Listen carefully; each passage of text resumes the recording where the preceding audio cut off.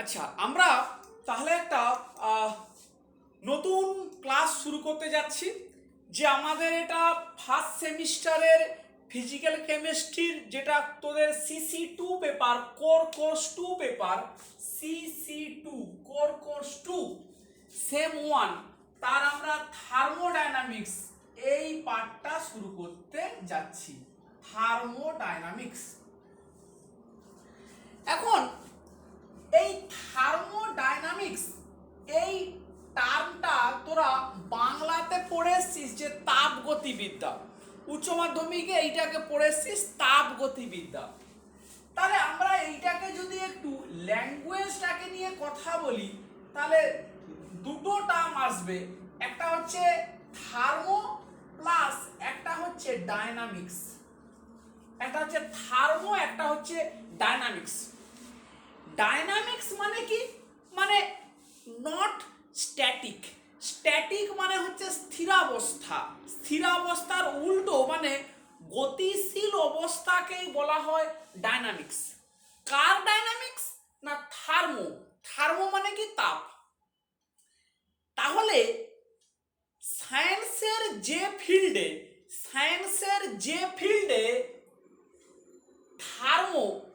থার্মোর dynamic nature নিয়ে পড়াশোনা করা হচ্ছে, সায়েন্সের যে ফিল্ডে থার্মো বা থার্মালের ডায়নামিক নেচার নিয়ে পড়াশোনা করা হচ্ছে, সেই ফিল্ডটাকেই বলা হবে থার্মোডায়নামিক্স। একদমও খুব সিম্পল ওয়েতে যদি আমাদের বলতে হয়। এখন এই থার্মোডায়নামিক্স এইটা এত একটা ইম্পর্টেন্ট ফিল্ড যে আজকের দিনে সায়েন্সের এমন কোনো ফিল্ড নেই যে ফিল্ডে থার্মোডাইনামিক্সের দুটো বেসিক ল আছে। সেই দুটো বেসিক ল সায়েন্সের সমস্ত ফিল্ডের সঙ্গেই কিন্তু জড়িত আছে। মানে এমন কোনো ফিল্ড নেই যে ফিল্ডটা থার্মোডাইনামিক্সের রুল মেনটেন করে না। আচ্ছা বেশ, তাহলে আমরা একটু ছোট্ট করে যদি একটু গল্পর ছলে বলি যে থার্মোডাইনামিক্স ব্যাপারটা কি, যদি একটা খুব ব্রিফ ইন্ট্রোডাকশন আমরা এরকম করে বলি যে দেখ, প্রতিনিয়ত আমরা কত কিছুই ফেনোমেনন দেখছি। মানে প্রকৃতিতে কত রকমের ফেনোমেনন প্রত্যেক দিন আমরা দেখছি। কি? যেমন ধর সমুদ্রের ঢেউ, নদীতে জল বয়ে যাচ্ছে, ঝর্ণা পড়ছে, ফুল ফুটছে, সূর্য উঠছে, পৃথিবী ঘুরছে, সমস্ত কিছু কিন্তু দেখ একটা নিয়ম মেনে ঘটে চলেছে। এখন এই বা ধর এই ঝড় হচ্ছে, বাতাস বইছে, এটসেট্রা। এখন যারা একটু ধার্মিক লোক, ধর্মপ্রাণ লোক, তারা এই ধরনের সমস্ত ঘটনাটাকেই বেসিক্যালি রিলিজিয়ান অ্যাসপেক্ট থেকে দেখে। মানে কি বলে যে এগুলো বোধহয় ভগবানের সৃষ্টি বা কোনো একটা ঈশ্বর আল্লাহ একটা কারো কিছুর জন্য এই সমস্ত কিছুই ঘটনা জীবনে ঘটে চলেছে। কিন্তু অ্যাকচুয়ালি সায়েন্টিফিক থট ওই কথাটাকে কন্ট্রাডিক্ট করছে। সায়েন্টিফিক থট মানে সায়েন্সের লোকেরা কি বলছে না, এই ধরনের ঘটনা মানে যা কিছু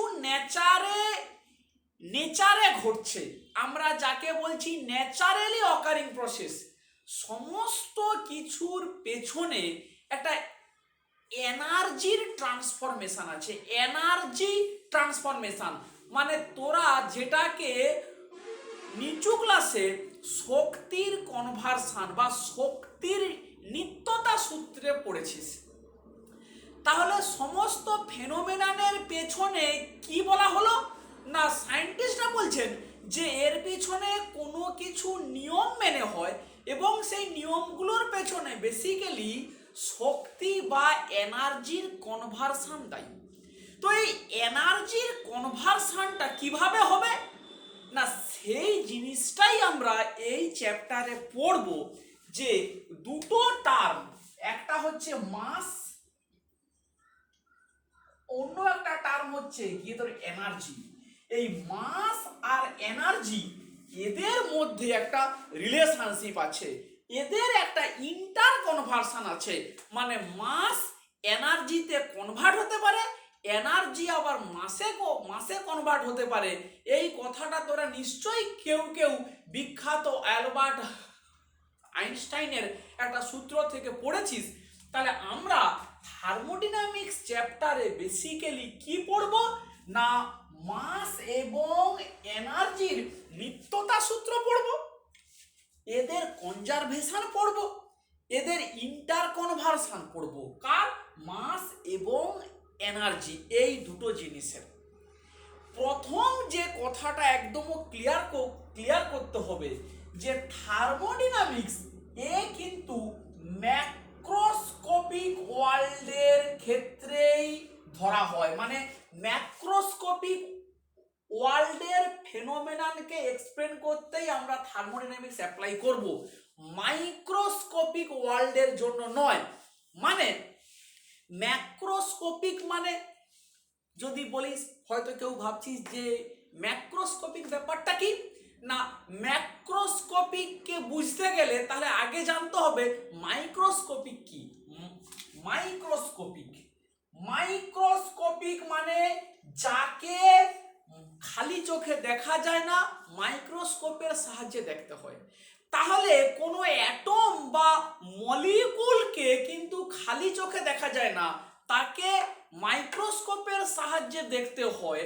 তাহলে থার্মোডাইনামিক্স মানে ওই যে আমরা বললাম যে ডাইনামিক নেচার অফ হিট, তার মানে একটা বা দুটো অ্যাটম বা একটা বা দুটো মলিকুলের মধ্যে কতটা হিটের আদান প্রদান হচ্ছে সেটা কিন্তু আমরা থার্মোডাইনামিক্স দিয়ে ব্যাখ্যা করব না। তাহলে এটাই বোঝাচ্ছে যে মাইক্রোস্কোপিক যে ওয়ার্ল্ড সেখানে থার্মোডাইনামিক্স আমরা অ্যাপ্লাই করতে পারি না। তার মানে অণু এবং পরমাণুর মধ্যে কতটা হিটের এক্সচেঞ্জ হচ্ছে সেইটা কিন্তু আমরা থার্মোডাইনামিক্স দিয়ে এক্সপ্লেন করতে পারবো না। আমরা কাকে এক্সপ্লেন করতে পারবো না খানিকটা অ্যামাউন্ট অফ বস্তু, মানে খানিকটা অ্যামাউন্ট অফ জল, খানিকটা অ্যামাউন্ট অফ বরফ যাকে দেখা যাচ্ছে সাম অ্যামাউন্ট, তাদের মধ্যে হিট কতটা এক্সচেঞ্জ হচ্ছে, তাদের মধ্যে কতটা আমরা কাজ করাতে পারছি সেইটা আমরা মেজার করব। That deals with the thermodynamics. তাহলে আমরা ম্যাক্রোস্কোপিক ওয়ার্ল্ড মানে বৃহৎ ওয়ার্ল্ড, মানে মাইক্রোস্কোপিকের বাইরে যে ওয়ার্ল্ডটাকে বলছি আমরা visible, that is called macroscopic world. Thermodynamics is related to macroscopic world, not with the microscopic world. তাহলে সব কিছু মিলিয়ে ঝুলিয়ে এক কথাতে যদি আমরা বলি যে থার্মোডাইনামিক্সটা কি না, থার্মোডাইনামিক্স বেসিক্যালি মাস এবং এনার্জির ইন্টারকনভার্সন, এদের নিত্যতা, এইগুলোকে ম্যাক্রোস্কোপিক ওয়ার্ল্ডে যখন আমরা পড়াশোনা করছি in terms of dynamic nature of heat, সেটাকেই আমরা বলছি থার্মোডাইনামিক্স, সেটাকেই আমরা বলবো থার্মোডাইনামিক্স। তাহলে এইভাবেই মোটামুটি একটা ব্রিফ আইডিয়া আমরা করতে পারলাম। এখন প্রথম ক্লাসে একদম ইন্ট্রোডাকশন ক্লাসে আমরা থার্মোডাইনামিক চ্যাপ্টারে ঢোকার আগে আমাদের বেশ কিছু প্রিলিমিনারি কনসেপ্ট, কিছু প্রিলিমিনারি ডেফিনেশনস ক্লিয়ার করতে হবে, যেগুলো আমাদের পরবর্তীকালে কাজে লাগবে। প্রথমেই আমরা আসি সামথিং কল্ড সিস্টেম, এই একটা টার্ম, অন্য একটা টার্ম হচ্ছে সারাউন্ডিংস। সিস্টেম এবং সারাউন্ডিংস, এবং এর সাথে আরেকটা টার্ম আছে সেটা হচ্ছে ইউনিভার্স। সিস্টেম, সারাউন্ডিং এবং ইউনিভার্স। এখন সিস্টেমের ডেফিনেশন কি হবে না, সিস্টেম মানে হচ্ছে আমরা যে জিনিসটাকে নিয়ে কথা বলছি, মানে কোনো একটা সময়ে আমরা যে জিনিসটাকে নিয়ে ডিল করছি সেটাই হচ্ছে সিস্টেম। মানে এই মুহূর্তে আমি যদি বলি আমি তোদের পড়াচ্ছি অনলাইন ক্লাসে, তাহলে এই মুহূর্তে আমার এই সিস্টেমটাকে না আমি আমার পেন, আমার হোয়াইট বোর্ড এবং আমার একটা ভিডিও ক্যামেরা, এইটা হচ্ছে গিয়ে আমার সিস্টেম। তোরা যখন এইটা শুনছিস বাড়িতে বসে, তখন তোদের কাছে সিস্টেমটাকে তুই তোর ফোন এবং তোর কানে যেটা ইয়ারফোন আছে এটাই হচ্ছে গিয়ে তোর সিস্টেম, মানে ওই মুহূর্তের জন্য ওটা হচ্ছে সিস্টেম। সিস্টেমের ধারণাটা হচ্ছে গিয়ে এইটা। আমি মনে কর সন্ধেবেলা বাড়িতে পড়তে বসেছি, তাহলে টিউবলাইটের লাইটটা বইয়ের উপরে এসে পড়ছে, তাহলে আমি বই, খাতা, টিউবলাইট এটসেট্রা, এটা হচ্ছে কি একটা সিস্টেম। আমি বাড়িতে কাজ করছি, তাহলে বাড়ি এবং বাড়ির লোকজন যাদের নিয়ে করছি কাজ, তখন ওই মুহূর্তে ওই সমস্ত কিছুই হচ্ছে আমার সিস্টেম। তাহলে সারাউন্ডিংস হচ্ছে যে মুহূর্তে যেটা হবে সিস্টেম, সেই সিস্টেমের বাইরে যা কিছু আছে দ্যাট ইজ কল্ড সারাউন্ডিং। সিস্টেমের বাইরে মানে ইউনিভার্স, মানে কি বহির্বিশ্ব, মানে পুরো বিশ্ব ব্রহ্মাণ্ডকেই বলছি আমরা ইউনিভার্স। তাহলে সিস্টেম প্লাস সারাউন্ডিং, এক কথায় আমি যদি বলি যে সিস্টেম প্লাস সারাউন্ডিংস, এইটাকে যোগ করলে হবে ইউনিভার্স।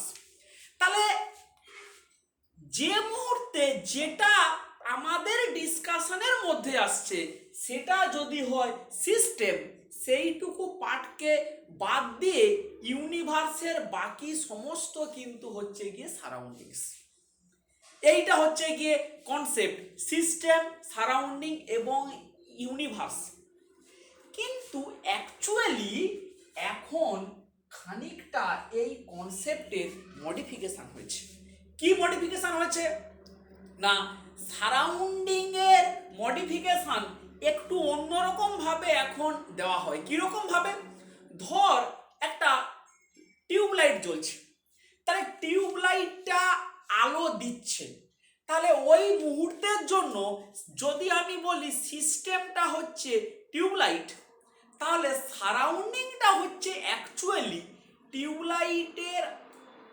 টিউবলাইট থেকে যে লাইটটা বেরোচ্ছে সেটা যতদূর পর্যন্ত আলোকিত করতে পারছে সেই রিজিয়নটাই হচ্ছে সারাউন্ডিং।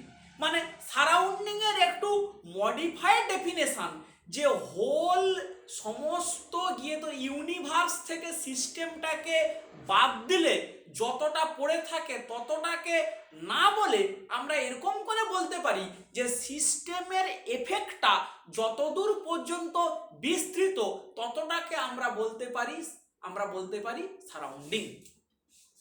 এখন এই সিস্টেম এবং সারাউন্ডিং এই কনসেপ্টটা কিরকম চেঞ্জ হতে পারে দেখ। মানে এই যে সিস্টেম কাকে বলবো সেটা সম্পূর্ণ ডিপেন্ড করছে আমার উদ্দেশ্যটা কি, হোয়াট ইজ মাই এম, সেইটার উপরে ডিপেন্ড করে আমার সিস্টেমের ডেফিনেশনটা হবে। এই ক্লাসিক এক্সপেরিমেন্টটা যদি দেখি তবেই একদম ধারণাটা ক্লিয়ার হয়ে যাবে। কি সেই ধর এরকম একটা কাঁচের পেট্রি ডিশ আছে, এই কাঁচের বড় পেট্রি ডিশের ভেতরে একটা কাঁচের বিকার আছে, একটা 100 ml বিকার, সবাই জানিস কাঁচের বিকার আছে। বিকারের মধ্যে কিছু বরফের টুকরো দিয়ে দিলাম, তাহলে কি আমি করলাম যে এটা একটা বড় পেট্রি ডিশ, সেই পেট্রি ডিশের ওপর ভেতরে একটা 100 ml বা একটা কাঁচের বিকার বসিয়ে দিলাম, ওই কাঁচের বিকারের ভেতরে কিছু বরফের টুকরো দিয়ে দিলাম, দিয়ে কি করলাম এই পেট্রি ডিশের ভেতরে এইখানটায় জল ভরে দিলাম, এখানটায় কি আমি করলাম জল ভরে দিলাম, দিয়ে খানিকক্ষণ অপেক্ষা করলাম।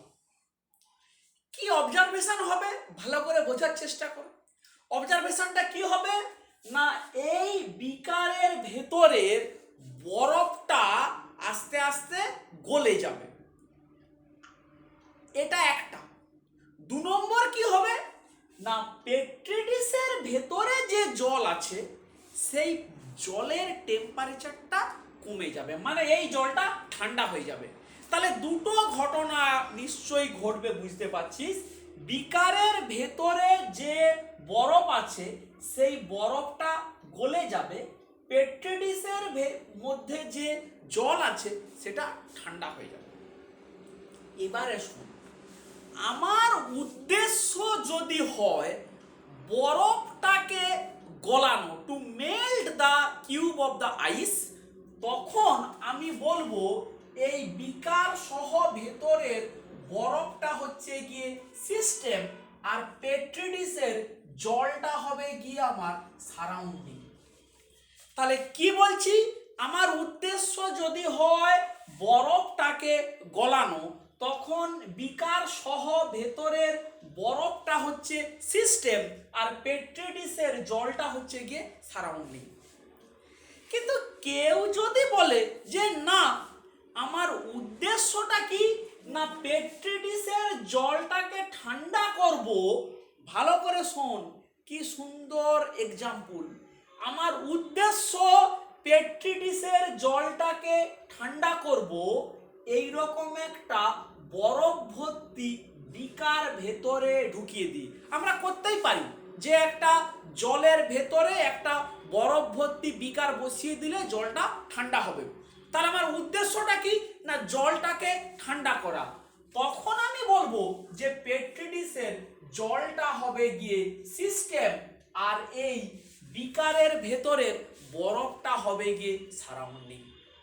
তাহলে দেখ সিস্টেম সারাউন্ডিং কি একই এক্সপেরিমেন্টে সিস্টেম এবং সারাউন্ডিং এর কনসেপ্ট কিভাবে চেঞ্জ হতে পারে সেইটা আমরা একটা এক্সপেরিমেন্ট দিয়ে আমাদের উদ্দেশ্যটা কি তার উপরে ডিপেন্ড করে সিস্টেম এবং সারাউন্ডিং এর কনসেপ্ট দেখ কিভাবে চেঞ্জ হয়ে যাচ্ছে। তাহলে এইটা একটা খুব primary idea about system, surrounding and universe. আচ্ছা, নেক্সট আমরা যদি বলি যে কনসেপ্ট অফ বাউন্ডারি। বাউন্ডারি টার্মটা সবাই মোটামুটি একটু পরিচিত, যেটা প্রাচীর, এটা প্রাচীর। বাউন্ডারি ওই যে এক্সাম্পলটা আমরা বললাম একটু আগেই, যে একটা জল এখানে আছে, এখানে বরফ আছে, আর এটা একটা কাঁচের বিকার। তাহলে যদি আমার উদ্দেশ্য হয় বরফটাকে মেল্ট করানো, তাহলে এটা হচ্ছে সিস্টেম আর এটা হচ্ছে সারাউন্ডিং। আর এই যে কাঁচের বিকারটা, এই কাঁচের বিকারটাই হচ্ছে গিয়ে বাউন্ডারি।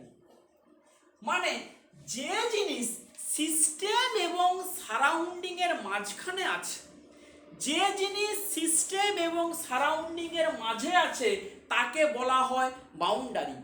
বাউন্ডারির কনসেপ্ট, বাউন্ডারিটা ফিজিক্যালি এক্সিস্ট করতে পারে, বাউন্ডারিটা ভার্চুয়ালি হতে পারে। তাহলে কি বলছি, বাউন্ডারির কনসেপ্টটা ফিজিক্যালি এক্সিস্ট করতে পারে বা বাউন্ডারিটা ভার্চুয়ালও হতে পারে।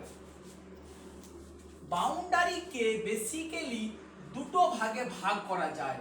একটাকে বলা হয় ডায়াথার্মিক, মানে বাউন্ডারিকে আরেকটা টার্ম বলা হয় ওয়াল। তাহলে বাউন্ডারি দু রকমের হতে পারে, একটা হচ্ছে ডায়াথার্মিক ওয়াল আর একটা হচ্ছে অ্যাডিয়াবেটিক ওয়াল। অ্যাডিয়াবেটিক ওয়াল টার্মগুলো খুব কেয়ারফুলি শুনবি, টার্মগুলো খুব কেয়ারফুলি একটু মনে রাখার চেষ্টা করবি। ডায়াথার্মিক ওয়াল আর অ্যাডিয়াবেটিক ওয়াল মানে কি?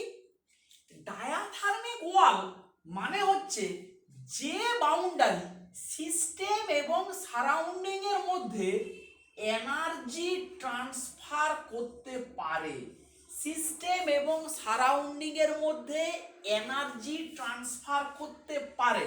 যেমন এই কাঁচটা, এই কাঁচ তাহলে হিট এক্সচেঞ্জ করতে পারছে বলেই আমরা বলতে পারছি যে এই বিকারের কাঁচটা একটা ডায়াথার্মিক ওয়াল। উল্টো কথাতে আসি, what is adiabatic wall? Adiabatic wall হচ্ছে ক্যান নট ট্রান্সফার এনার্জি, মানে হিট ট্রান্সফার করতে পারে না। যে ওয়াল হিট ট্রান্সফার করতে পারে না তাকে আমরা বলছি অ্যাডিয়াবেটিক ওয়াল। ধর যদি এক মুহূর্তের জন্য আমরা একটা থার্মোফ্লাক্সের কনসেপ্ট বলি, যদিও থার্মোফ্লাক্সটা রিয়েল এক্সাম্পল নয়, তবু আমাদের বোঝার জন্য এটাকে একটা সত্যি বলে আমরা ধরতেই পারি যে থার্মোফ্লাক্সের ওয়াল, থার্মোফ্লাক্সের দেওয়ালকে আমরা বলতে পারি ইট ইজ আ অ্যাডিয়াবেটিক ওয়াল। এইটা একটা অ্যাডিয়াবেটিক ওয়াল থার্মোফ্লাক্সের। তাহলে কি হলো না, আমরা ডায়াথার্মিক এবং অ্যাডিয়াবেটিক ওয়ালের কনসেপ্ট করলাম। তাহলে ডায়াথার্মিক মানেটা কি?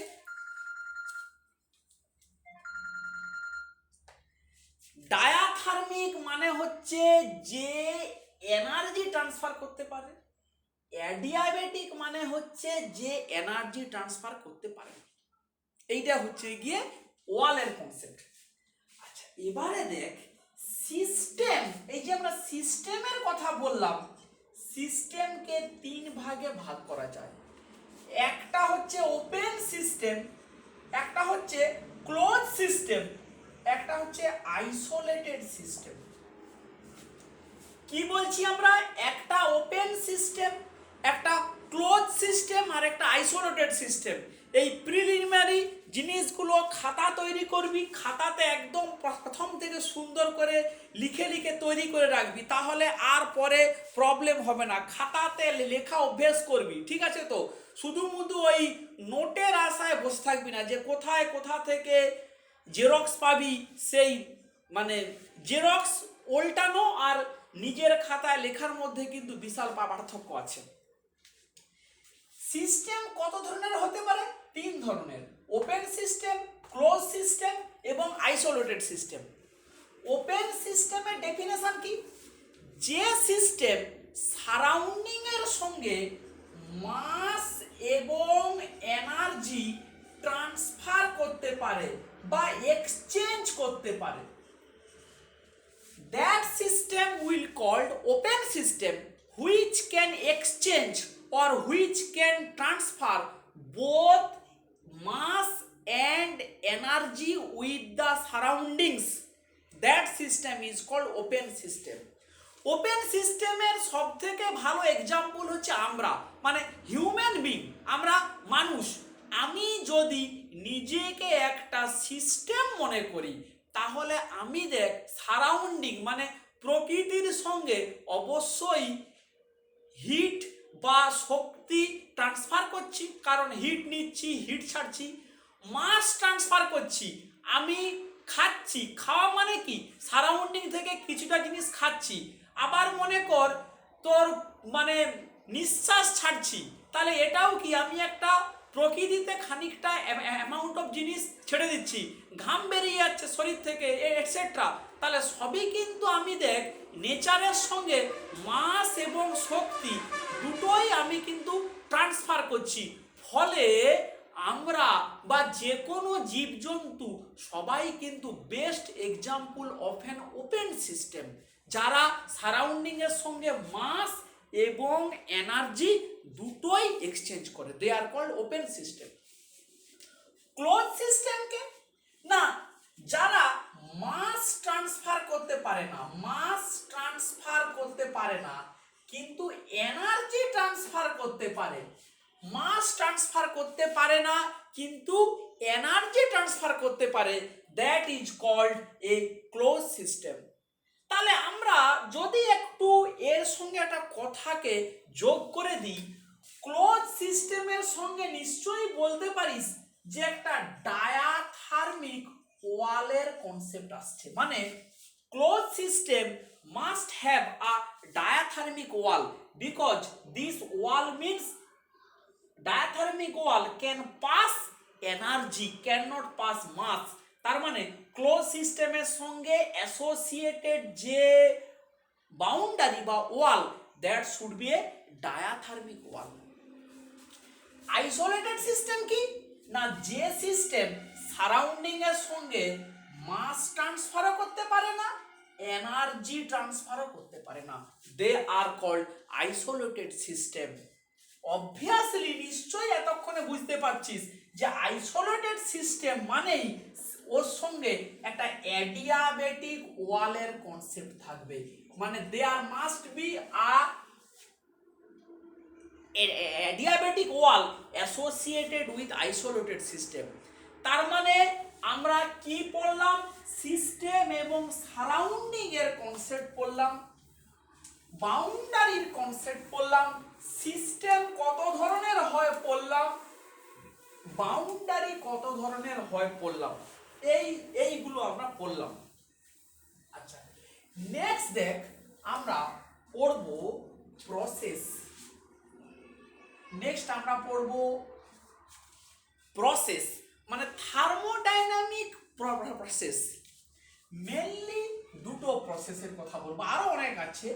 একটা প্রসেস হচ্ছে আইসোথার্মাল প্রসেস, 2 নম্বর হচ্ছে অ্যাডিয়াবেটিক প্রসেস। মেন এ দুটো, এছাড়া কিছু আরো আছে, আইসোবারিক প্রসেস, আইসোকোরিক প্রসেস, এই সমস্ত আছে। তাহলে মেন আমরা কি পড়বো না আইসোথার্মাল প্রসেস এবং অ্যাডিয়াবেটিক প্রসেস। আইসোথার্মাল প্রসেস মানে কি, যে প্রসেস বা যে ঘটনা কনস্ট্যান্ট টেম্পারেচারে ঘটে।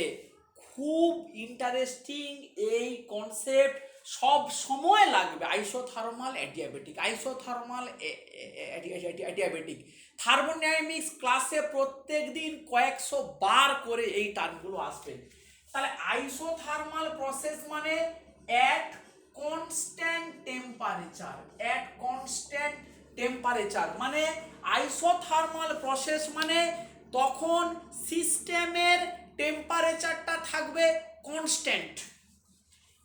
আর অ্যাডিয়াবেটিক মানে হচ্ছে অ্যাট কনস্ট্যান্ট হিট, বা আমরা বলতে পারি এক্সচেঞ্জ অফ হিট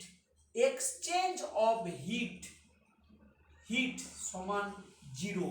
কোনোভাবে কোনো হিটের এক্সচেঞ্জ হবে না বিটুইন সিস্টেম অ্যান্ড সারাউন্ডিং, তখন সেই প্রসেসকে বলবো আমরা অ্যাডিয়াবেটিক প্রসেস।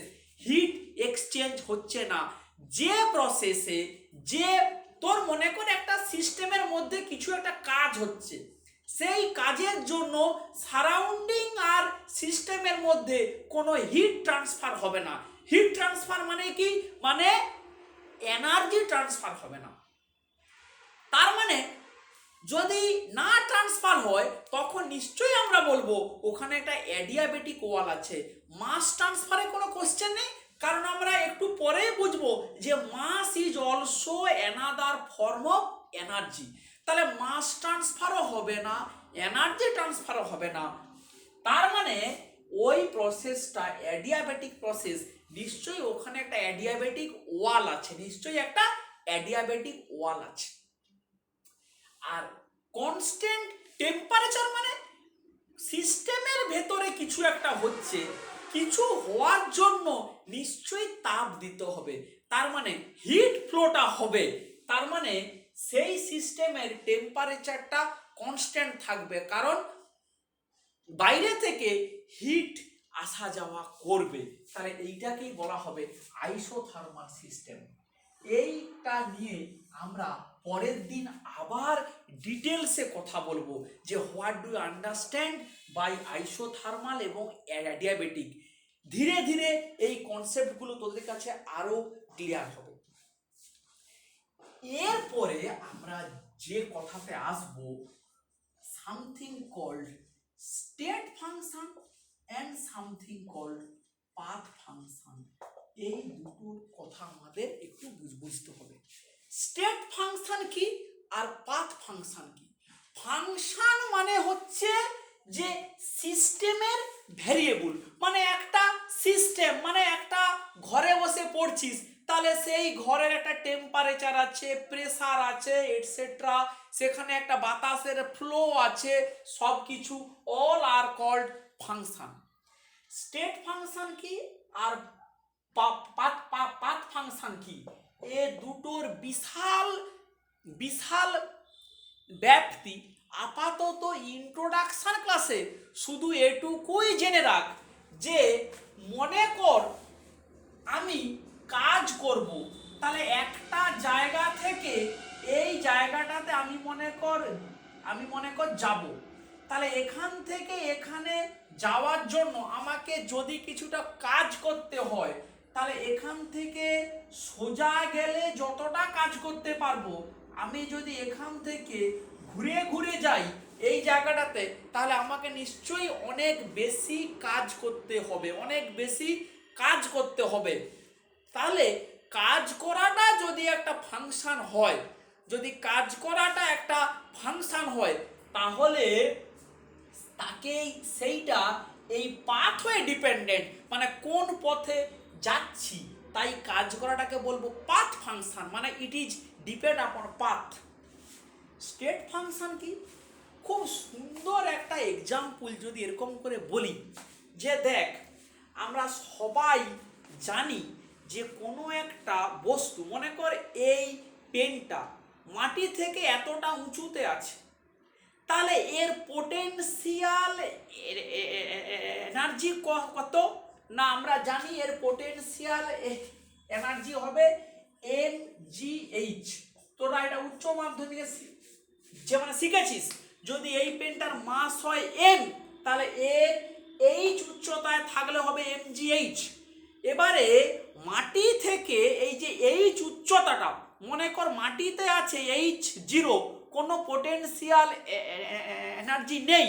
এবারে ভাব, আমি এই পেনটাকে মাটি থেকে সোজা তুলে h উচ্চতাতে আনলে যে পোটেনশিয়াল এনার্জি গেন করবে, আর মাটি থেকে যদি চারদিকে ঘুরিয়ে টুরিয়ে নিয়ে আবার এরকম একটা সেম হাইটে আনি, তখনও কিন্তু এর পোটেনশিয়াল এনার্জি সেম হবে। আবার বলছি, এই পেনটার পোটেনশিয়াল এনার্জি এই মাটি থেকে এই উচ্চতাতে আমি আনলাম, এই উচ্চতাতে আমি কিভাবে আনলাম সেটার উপরে কিন্তু এর পোটেনশিয়াল এনার্জি ডিপেন্ড করবে না। যেভাবেই একে এই উচ্চতায় নিয়ে আসি কেন, যে পাথ হয়ে সারা হলদিয়া মেছাদা ঘুরে আনলেও এর পোটেনশিয়াল এনার্জি সেম হবে। So it will called state function, not depend upon path. ঠিক আছে, এখানেই শেষ করছি আজকের ক্লাসটা।